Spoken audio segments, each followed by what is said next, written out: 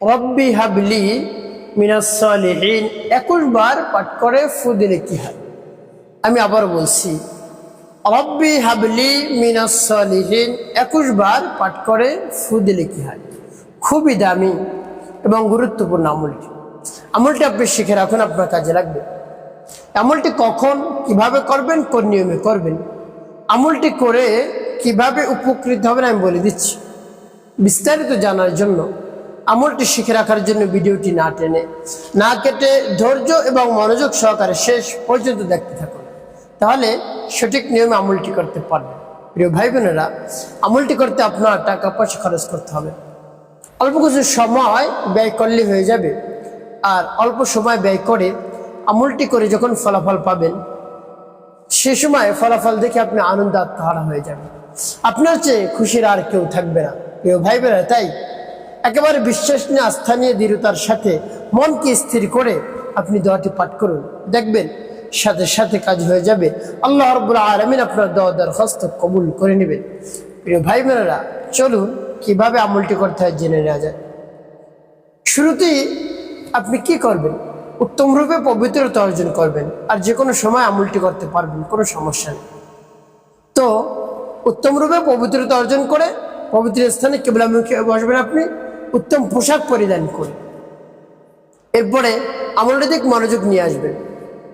যে স্থানে আপনি বসবেন, অন্য কেউ যেন আপনাকে ডাকাডাকি না করে, এরকম খেয়াল করে বসবেন, যেন আপনাকে কেউ না দেখে। দেখলে তো ডাকবে কোনো কাজে দরকার হলে। বা আপনি যে আমলটি করবেন, এক বৈঠকে বসে আমলটি করবেন। এমনটি করবেন না যে অর্ধেক আমল করেছেন, এরপরে উঠে অন্য কোনো কাজ করে এসে বাকি আমল আপনি সেরে ফেললেন, এটা করবেন না। এক বৈঠকে বসে, এক মজলিসে বসে আমলটি আপনি শেষ করবেন, এরপরে আপনি উঠে চলে যাবেন। প্রিয় ভাই বোনেরা, তো বসে সর্বপ্রথম কি পাঠ করবেন? জীবনের গুনার কথা স্মরণ করে ক্ষমা প্রার্থনা করবেন। আস্তাগফিরুল্লাহ, আস্তাগফিরুল্লাহ, আস্তাগফিরুল্লাহ, বা পূর্ণ ইস্তেগফারটি আপনি পাঠ করতে পারেন। আস্তাগফিরুল্লাহ রাব্বি মিন কুল্লি যামবি ওয়া আতুবু ইলাইহি লা হাওলা ওয়া লা কুওয়াতা ইল্লা বিল্লাহিল আলিয়্যিল আযীম। যখন পাঠ করে হয়ে যাবে, এরপর তিনবার দুরূদ শরীফ সাল্লাল্লাহু আলাইহি ওয়াসাল্লাম, সাল্লাল্লাহু আলাইহি ওয়াসাল্লাম, সাল্লাল্লাহু আলাইহি ওয়াসাল্লাম, ইস্তিগফার দুরূদ শরীফ যখন পাঠ করা হয়ে যাবে, এরপর আপনি কি করবেন? এরপর আপনি সেই দোয়াটি পাঠ করবেন। দোয়াটি পাঠ করার পূর্বে রব্বি কারীমের কাছে বলবেন, আল্লাহ, আপনার শরণাপন্ন হয়েছি, আর কারো দরজায় আমি যাইনি, আর কারো কাছে চাইনি, আপনার শরণাপন্ন হয়েছি। আপনি আমার আমলকে, আমার সময়কে কবুল করুন। আর যে সমস্যা সমাধানের জন্য আমলটি করতেছি, সেই সমস্যা আপনি সমাধান করে দিন। এভাবে বলে তারপর দোয়াটি পাঠ করবেন। আমার দেখার নিয়ম অনুযায়ী আপনি দোয়াটি পাঠ করবেন, একেবারে সহি শুদ্ধ করে। বিসমিল্লাহির রহমানির রহিম। রব্বি হাবলি মিনাস সালিহিন। রব্বি হাবলি মিনাস সালিহিন। রব্বি হাবলি মিনাস সালিহিন। এবার যখন পাঠ করা যাবে, একটি ফু দিবেন। তারপর আপনি আবারও পাঠ করবেন, বিসমিল্লাহির রহমানির রহিম। রব্বি হাবলি মিনাস সালিহিন। রব্বি হাবলি মিনাস সালিহিন। রব্বি হাবলি মিনাস সালিহিন। পাঠ করে সবার।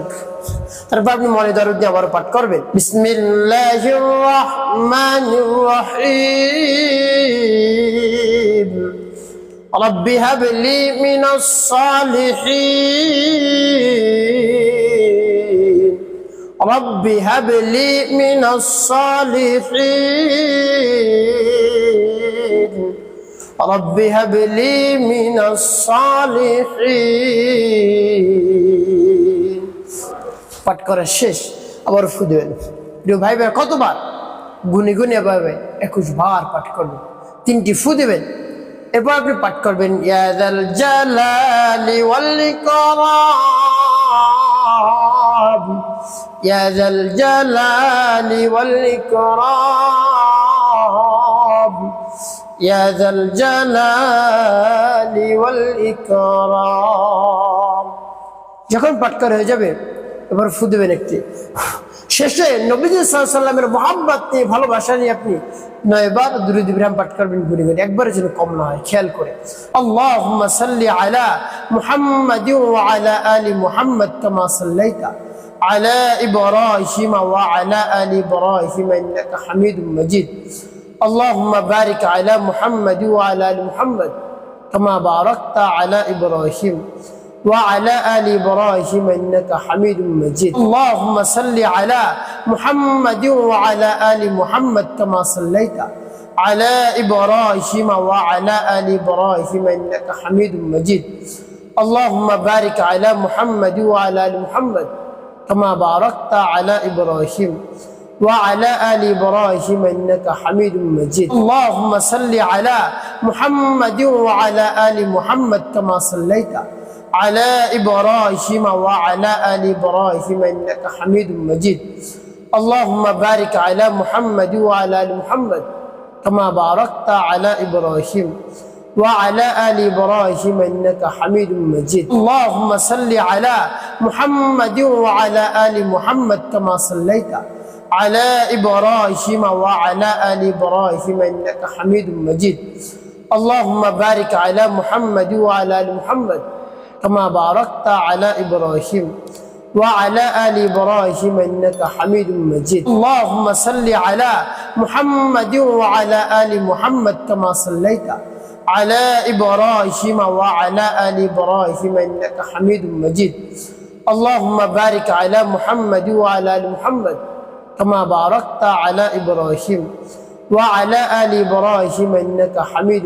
مجيد যখন পাঠ করা হয়ে যাবে দুইটি ফু দিবেন প্রিয় ভাই বোন আমলটি করা শেষ কোন উদ্দেশ্যের জন্য আপনি আমলটি করলেন আমি বলে দিচ্ছি তারপরে বলবো কি করবে প্রিয় ভাই বোনেরা দেখা যায় দীর্ঘদিন হয়ে গেছে আপনি বিবাহ শাদী করেছেন আপনার কোনো সন্তান নেই আপনি দুশ্চিন্তার মধ্যে পড়ে গিয়েছেন যে আপনার অনেক অর্থ সম্পদ রয়েছে এত অর্থ সম্পদ কে ভোগ করবে কার কাছে আপনি এর বার দিয়ে যাবেন কোনো লোক খুঁজে পাচ্ছেন না চিন্তিত হয়ে পড়ছেন পেরেশানির মধ্যে পড়ে গিয়েছেন যে আমার তো সন্তান নেই ছেলে সন্তান নাই মেয়ে সন্তান নেই কিছুই আমার নাই কি করব দেখা যায় দীর্ঘদিন হয়ে গেছে বিবাহ শাদী করেছেন 5 বছর 10 বছর 15 বছর 20 বছর সন্তান হয়নি রব্বে কারিমের কাছে বলুন মন খুলে প্রাণ ভরে বিশ্বাস নিয়ে আস্থা নিয়ে দৃঢ়তার সাথে দেখবেন রব্বে কারিম দোয়া দরখাস্ত কবুল করবেন আপনাকে সুসন্তান দান করবেন নেক সন্তান দান করবেন ছেলে সন্তান দরকার হলে রব্বে কারিমের কাছে বলবেন ছেলে সন্তানের ব্যবস্থা রব্বে কারিম করে দিবেন